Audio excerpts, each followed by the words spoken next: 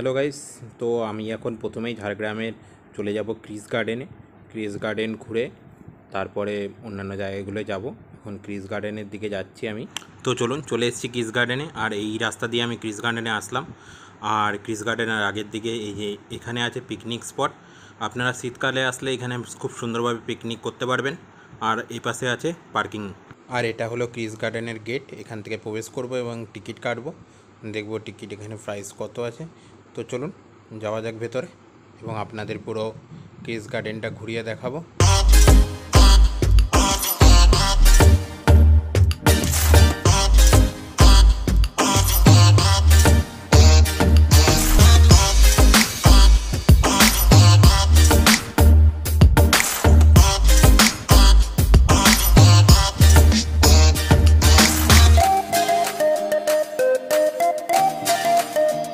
আর এইটা হলো ক্রিস গার্ডেনে ঢোকার টিকিট কাউন্টার। এখান থেকে টিকিট কাটতে হবে। টিকিটের দাম হচ্ছে 50 টাকা। আর বাচ্চা যদি 4 থেকে 10 বছর পর্যন্ত তাদের 20 টাকা, এই যেখানে লেখাই আছে। তো চলুন, আমার টিকিট কাটা হয়ে গেছে। এবার আপনাদের পার্কটা ঘুরিয়ে দেখা। এখানে আগেও একবার এসেছি, তাই অনেকটা জানা জায়গা বলতে পারেন। তাই আপনাদের ঘুরিয়ে দেখাতে খুবই সুবিধা হবে। আর খুব সুন্দর করে মেনটেনেন্স করা আছে পার্কটা। যেরকম আগেরবার এসে দেখেছিলাম খুব সুন্দর লেগেছিল, এইবারও সেরকমই রয়েছে। আর আগেরবার যে এসেছিলাম তার একটুখানি ভিডিও আমাদের চ্যানেলে আছে, তখন আমি ইউটিউবে ভিডিও বানাতাম না, তাই তেমন ভিডিও করা হয়নি। আমি ডেসক্রিপশনে সেই ভিডিওরও লিঙ্ক দিয়ে দেবো, আপনারা চাইলে দেখে নিতে পারেন।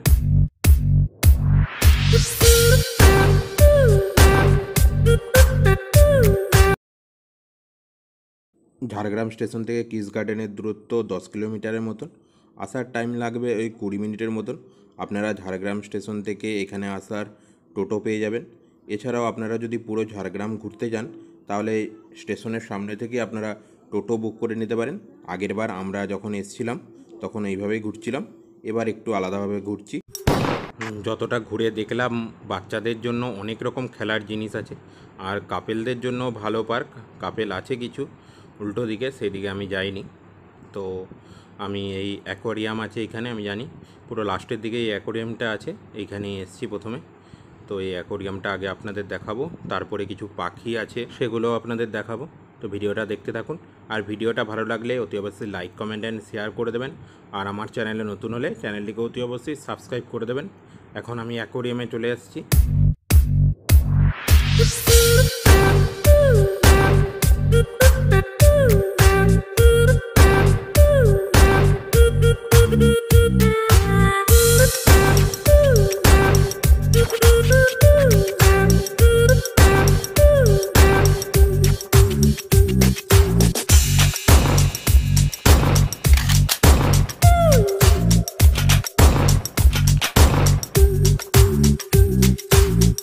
আর এই দিকটা রয়েছে ক্রিস গার্ডেনের রিসোর্ট ও রেস্টুরেন্ট। ওই দিকটায় যাব, তার আগে চলুন পাখিগুলো কী আছে এখন সেগুলো দেখে আসি।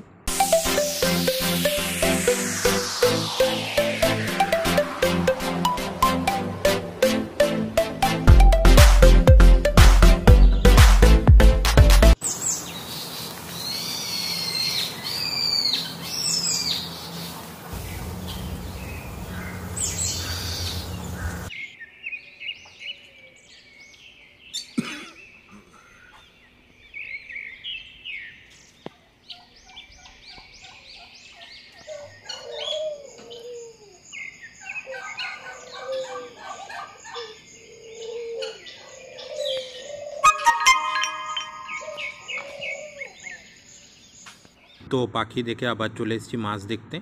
এই মাছের যে জায়গাটা দেখছেন এটা একটা ফাঁকা জায়গার মধ্যে আছে, অ্যাকোয়ারিয়ামের মতন করা আছে ফাঁকা জায়গায়। তো আস্তে দেখতে হবেন আপনারা।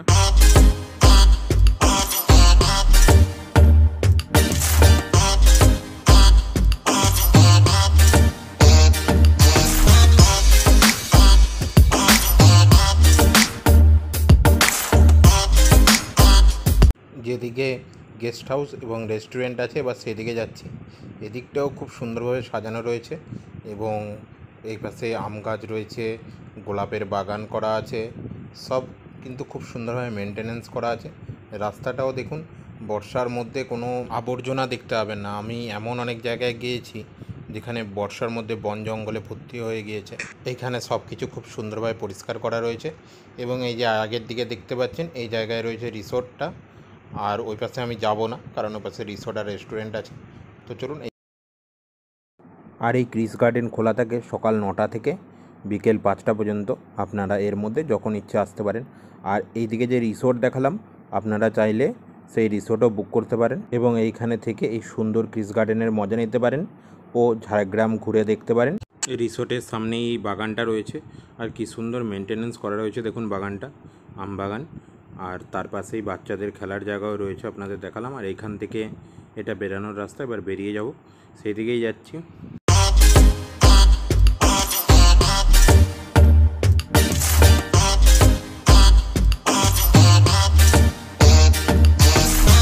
আর এই পাশে দেখুন রয়েছে সুন্দর একটি গোলাপ বাগান, যখন শীতকালে এখানে গোলাপ ফুটবে আরও দারুণ লাগবে।